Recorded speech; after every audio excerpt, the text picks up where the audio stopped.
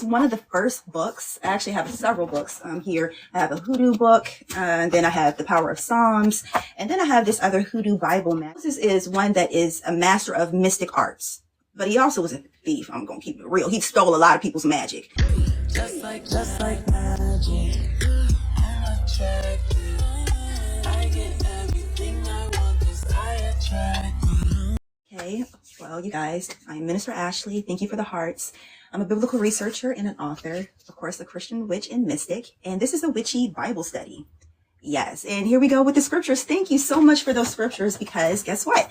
I have an almost 300-page book that goes into those scriptures that you are trying to throw up here, and you don't even know what you're talking about. You're just regurgitating, sir or ma'am. But I answer those. I have those here.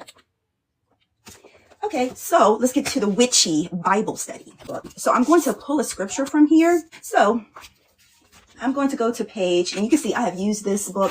This is when I first started like really diving. Well, I was already sort of kind of on my witchy journey anyway. You know how I've told you guys, even in my church days, although I rejected like the whole mysticism, when I look back on my journey throughout my church days, I'm like, we were already practicing witchcraft. Okay, so it wasn't that far of a jump. Okay, so anyways, this is one of the first books that I got when I started to like really dive into the more witchy side.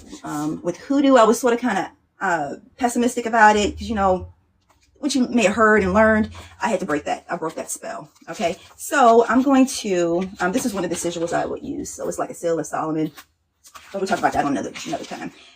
All right, and actually this is ironic because it is the 7th pinnacle of Jupiter, and today is the governing day of Jupiter. Anyways, okay, so these are some of the scriptures. This is on page 30. And the scripture that I wanted to focus on for this witchy Bible study is Deuteronomy 33, 3-4. And this is for intelligence. So the reason why I was really working with this scripture and to really, it was like for me to be able to focus on diving deeper into the studies, being able to focus more, because I'm like a person I like to multitask a lot and I can get distracted. So this helped me to be able to focus more when I started to dive into more of the mystic arts, and which required a lot of reading and research. So I'm going to read this scripture for you. I like to do extended Bible studies on my main channel, my YouTube channel, FD1111 Ministries. I also use numerology, symbolism, astrology, tarot, all of that. So I may throw a little tarot in here too. Okay, so it comes from Deuteronomy 33, 3-4. So 33 is a master number. We know that in the biblical text that Jesus ascended at the age of 33, and 33 is one of those numbers that one should use if they want to obtain a level of mastery. So that's ironic that that number happens to be here in this scripture and what we're focusing on, intelligence, right? So 3, another master number, another number about like Trinity, completion. So we have like 3 planes, of existence: the mental, the physical, and either the, sometimes people say like the emotional or the psychological or like the spiritual. Okay, so I'm going to read it. So starting at verse 3, surely it is you who love the people. All the holy ones are in your hand, at your feet, and they all bow down. And from you receive instruction, the law that Moses gave, the procession of the assembly of Jacob. So pretty much what they're saying here, first of all, assembly is like the gathering of people. So if we're taking this from, I'm going to teach it more from an esoteric level.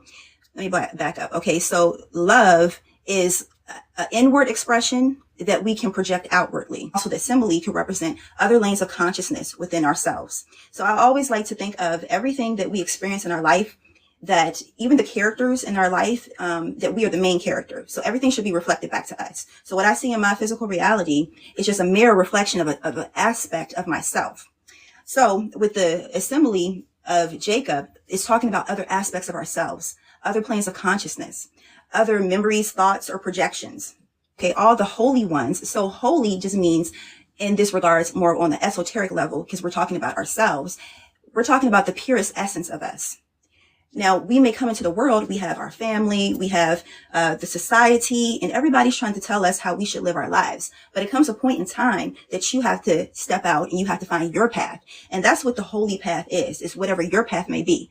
Mine may be Christian witchcraft and mysticism. Yours may be whatever, XYZ. It's not for me to decide that for you or anybody else. And that's what the holy path is about. So it's like holy also means consecrated. So once you find that path, once you tap into your higher self and you find that path, you align with it and you walk it out in every way. One in your hands. Okay. Well, the hand also represents like a guidance and protection.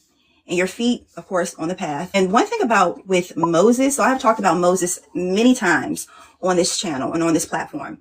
So Moses is one that is a master of mystic arts, but he also was a thief. I'm going to keep it real. He stole a lot of people's magic. The Egyptians, for one, the Midianites, like the high priest of Midian, he was under his tutelage, and he took a lot of his witchcraft and his practices and integrated into his practice. So you can check out those other videos that I have here on this platform that I go into Moses, like his staff. Actually, I have like in my book, I can show you a diagram about, okay, so it's almost like this. So it also ties into not just herbal magic, but also like the mastery of oneself. So like the command, the fire energy. And he was the master of all of the elements, pretty much. So also another thing too about like the spirit, what I mentioned before, the spirit is 5, and 5 is like the ethers. So the astral realms, the ether realms, all of those. So when you tap into that path of your spiritual purpose, you have the mastery over all of those realms. So they have this structured here, and this is a book that one of the first books that I used when I started to, you know, explore with hoodoo. I'm not a hoodoo practitioner, but I did garner some information from studying a little bit of hoodoo. Okay, so if you guys want to screenshot this book, it's a really good book. You see it's not that thick. And it's, as you can tell, I was using it for quite some time. And the page that we were on, for those that are just coming in, we're on page number 30. And I was explaining about the scripture that I use to obtain or to focus, but also obtain a level of intelligence. And I think that's a good scripture to probably focus on and a tool to really have, because if you're trying to get into a new field of study, whatever it may be, whether it's witchcraft or whatever, going to school, that this scripture will help you to be able to focus, and pairing it with something that is tangible. I always say that witchcraft, or like the craft, is like arts and crafts for the subconscious. So when you are pairing like these herbs that have specific meanings that are connected to certain elements, but also deities, if you will, I consider them to be archetypes. And you have 𝑠igil, you have all these other tangibles that you are putting together, that it will help you to be able to focus subconsciously, bringing out what is going on in the desire that you really want, and you're making it physical. You're manifesting it in a way. So that's the reason why I really like to use like the candles and tarot, because I'm a textile person, and it really helps me to be able to focus.